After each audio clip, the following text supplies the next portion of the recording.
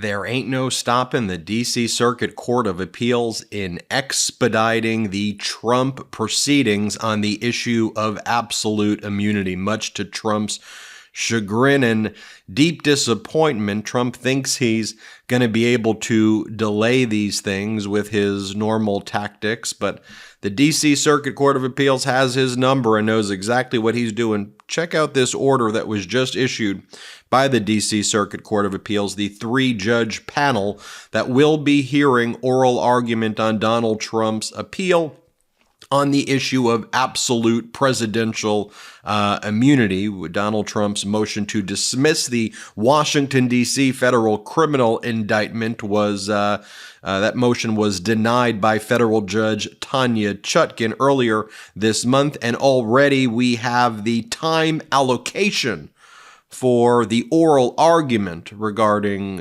Trump's appeal to the D.C. Circuit. Here it is right here. It is ordered on the court's own motion that the following times are allotted for the oral argument in this case, scheduled for January 9th, 2024 at 9:30 a.m. Appellant, you got Donald Trump's 20 minutes. Appellee, Special Counsel Jack Smith, 20 minutes, and then Trump gets a 10-minute rebuttal. The panel considering this case will consist of the circuit judges Henderson, Childs, and Pan. Form 72, which may be accessed through the link on this order, must be completed and returned to the clerk's office by January 2nd, 2024. It's a per curiam order, meaning it's unsigned, but on behalf of the entire court. And as I've said, you have a no-nonsense law and order panel right here with Judge Henderson, a Reagan appointee, and George H.W. Bush, Childs and Pan, both Democratic appointees, but basic no-nonsense law and order judges right here. It's probably one of the best law and order panels. Look, folks, let me be very clear. I can assure you, I can say it here, I can assure you that this D.C. Circuit Court of Appeals panel will affirm the ruling of District Court Judge Tanya Chutkin denying Donald Trump's absolute immunity claims. Donald Trump's absolute immunity claims have absolutely zero merit to them. The key thing we all need to be focused on is how quickly can the D.C. Circuit Court of Appeals move in order to get that end result, denying Donald Trump's appeal, affirming the order by the district court so we can get this show on the road. And the answer is this D.C. Circuit Court of Appeals is moving as quick as it can. Just take a look right here. Let's go through what this D.C. Circuit Court of Appeals is doing so I can show you that my opinion is informed by data. Basically, within about a week to 2 weeks after Judge Tanya Chutkin made her ruling denying Donald Trump's motion to dismiss the indictment on absolute presidential immunity grounds, Special Counsel Jack Smith sought expedited briefing before the D.C. Circuit Court of Appeals, and then on a per curiam basis with no dissents here, meaning all of the judges came together, unsigned, but an order by all three of those judges I mentioned. They had Donald Trump have to file a response about expediting the process by December 13th. The reply was due December 14th. And then what happened very, very quickly thereafter, the court granted Jack Smith's motion to expedite, and it put this case on the expedited appeal schedule we are on right now, folks, where Trump filed his brief December 23rd, 2023. Jack Smith filed his brief December 30th, 2023. And then Donald Trump files his reply brief January 2nd, 2024. And then we have oral argument on January 9th.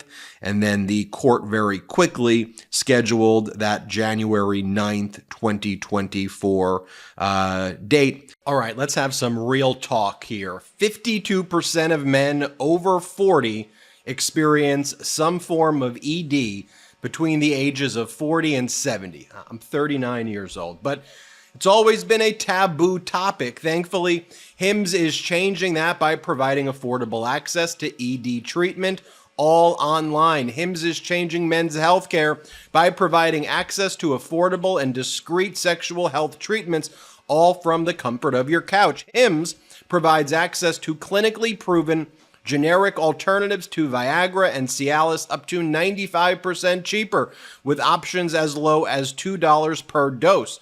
The process is simple and 100% online.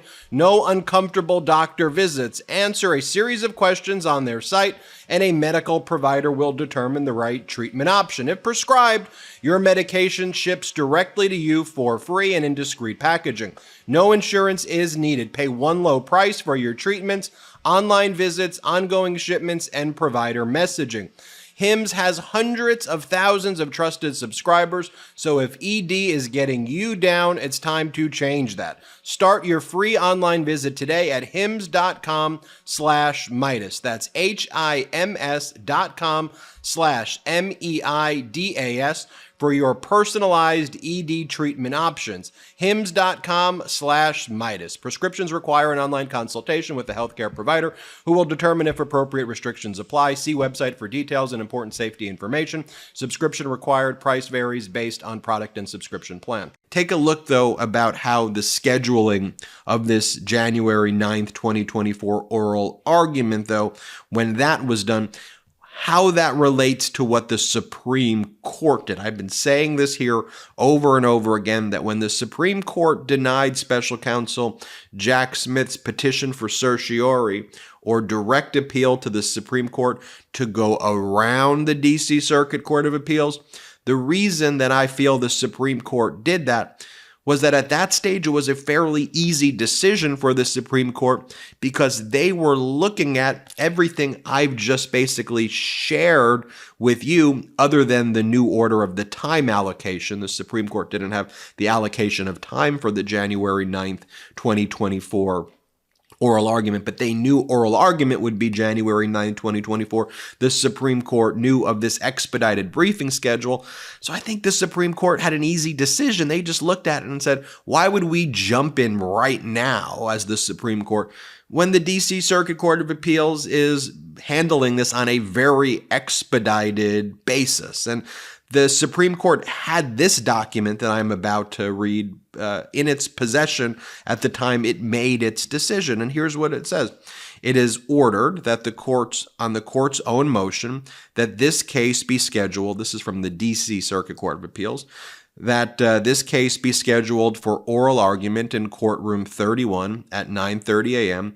on Tuesday, January 9th, 2024. A separate order will be issued regarding the allocation of time for the argument. The allocation is what you just saw. That was released on Friday, December 29th. But here's what this order, when they set the January 9th oral argument, here's what it says. There's a little footnote. And it says, Judge Henderson, it's the Reagan-Bush appointee, Judge Henderson would stay any further action by this court until the United States Supreme Court has taken final action on the government's petition for certiorari before judgment now pending before it in this case. So Henderson saying that she wouldn't have heard oral argument until she heard what the Supreme Court was going to do. But Henderson was outvoted 2-1 there. The two other judges said, no, we're setting this for January 9th. So now I just think the Supreme Court looked at this and said, they're moving quick. I understand, Jack Smith, that you're saying that this is one of those extraordinary cases where democracy is on the line. We agree with that. But you want to go around the D.C. Circuit Court of Appeals, but the D.C. Circuit Court of Appeals is going to have oral argument on January 9th. So if the Supreme Court were to schedule something, they'd really be stepping on the toes of the D.C. Circuit Court of Appeals. I think the Supreme Court wants to have the orders of the district judge, the Circuit Court of Appeals, and then the Supreme Court can say, hey, this is a case we want to take. This is a case that we don't even think requires Supreme Court review. It's so obvious there's no absolute presidential immunity. And then we'll see what the D.C. Circuit Court of Appeals does in terms of whether or not it's going to stay its mandate. Once it affirms Judge Tanya Chutkan, is it going to basically signal to Chutkan, go, you could do your trial. Go start your trial. And then how does that ultimately impact what the Supreme Court is going to do? Is the Supreme Court going to jump in and issue a stay of all proceedings so it could hear it on an emergency basis? That becomes the issue that we're going to be talking about. That I want to prepare you for that. That's what we're going to be talking about late January, early February, because on the schedule that I've been going over with you right now, the D.C. Circuit Court of Appeals should issue its order rejecting Trump's dumb and unconstitutional absolute presidential immunity argument before February 1st. Then special counsel Jack Smith's going to immediately go back to the Supreme Court and go, okay, Supreme Court, they're done. Can you hear this right now? Trump's going to try to delay as much as he can. And then we're going to see that's the key decision that's going to happen. But the way this D.C. Circuit Court of Appeals is moving, they're going to rule against Donald Trump within about 2 weeks after that January 9th, 2024 hearing. And you now see the allocation of time right there. And as I've said, Donald Trump's arguments about absolute presidential immunity in criminal cases, it's bogus, it's unconstitutional, and frankly, it's dictatorial. The fact that Donald Trump says in his briefing that all of the conduct that special counsel Jack Smith alleges that Donald Trump engaged in, all of the crimes Trump is being accused of, Trump argues those constitute official presidential acts and official conduct of Article 2, the article that deals with the executive branch and the presidency, such that he's totally immune from all criminal prosecution. That's what Donald Trump is advancing. And as Judge Tanya Chutkan said, the district court judge overseeing the Washington, D.C. federal case, Judge Chutkan said, no, the text, the structure, the history of the Constitution is such that you don't have absolute presidential immunity. Former presidents, the doctrine of absolute presidential immunity doesn't exist where we're dealing with former presidents in criminal cases. You also have a companion case in the D.C. Circuit Court of Appeals, not in the criminal case, but in the context of a civil case where Donald Trump claimed to have absolute presidential immunity, where he was being sued for monetary damages by Capitol Police officers and members of Congress. And that's the Blassingame case, right? That early December ruling that's been a very impactful ruling, which says, no, Trump, the conduct that you engaged in constituted election activity, campaigning. It's not the role of Article 2. The executive branch doesn't deal with elections. So even if you say, Trump, that you believe that you were supervising elections, that's simply not within the outer perimeters of Article 2 authority. That's something that the states do. And then you layer on top of that Trump was interfering with the state's ability to conduct their elections. And that's at the heart of the criminal case and at the heart of the civil case against Trump. So you have those two powerful bases to deny Trump absolute presidential immunity. One, the doctrine doesn't exist in criminal cases for former presidents. It simply doesn't exist. Second, even if it does exist, Blassingame, the D.C. Circuit Court of Appeals case, Blassingame, right? It's outside the outer perimeter of Article 2 executive branch power because it's election campaigning, states' rights issues over elections, plus interfering with that. That's not something that Article 2 does. And then, we've talked about this on the show, the 11th Circuit Court of Appeals, a sister circuit to the D.C. Circuit Court of Appeals, in a different context when it comes to Mark Meadows trying to seek federal officer removal of the RICO criminal indictment in Georgia State Court and Fulton County Superior Court. What did the 11th Circuit say? Well, first, former federal officers can't remove the case to federal court. But even if you could, and we had to then go to the next layer of analysis of whether you were acting, Mark Meadows, under the color of your authority as part of the executive branch, what did the 11th Circuit say in the Meadows case?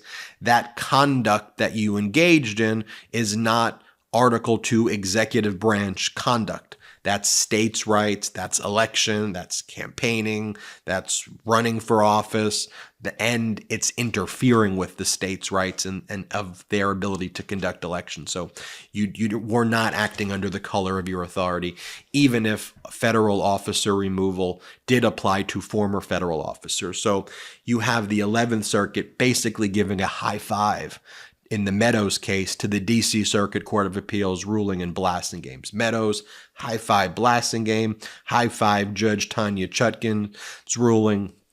This is all a recipe why Donald Trump is going to lose on January 9th and why I think oral argument is going to be devastating for Donald Trump when we listen to that together. And by the way, we should get the audio for that oral argument because I think this panel is going to say, so you are saying that these accusations are within Article 2 executive branch power?